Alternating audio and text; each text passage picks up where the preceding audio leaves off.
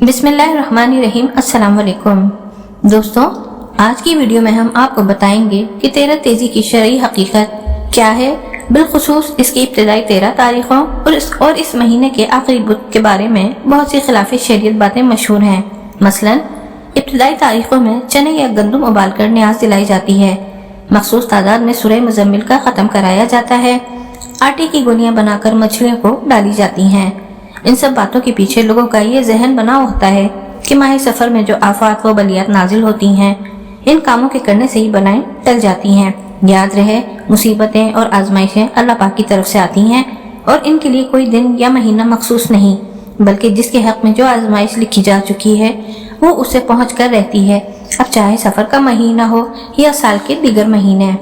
दोस्तों, हुजूर सल्लल्लाहु अलैहि वसल्लम के ज़माने में ये कुफ़ार का अकीदा था कि जो माह सफ़र को मनहूस समझते थे, इस महीने को मर्दों पर भारी समझना और इसकी 13 तारीख को मनहूस समझना, जिसको 13 तेजी भी कहा जाता है।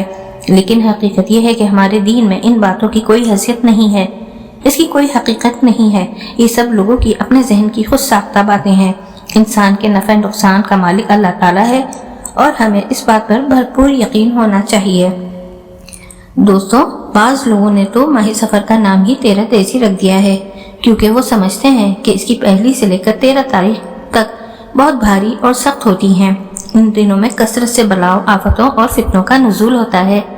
लिहाजा बाज़ लोग 13 तारीख को अंडे, तेल और दालें वगैरह अपने सिरहाने रखकर सो जाते हैं और सुबह उठकर उसको सदका कर देते हैं और ये समझते हैं कि हमारी सारी बलाएं इनके ऊपर से टल गईं।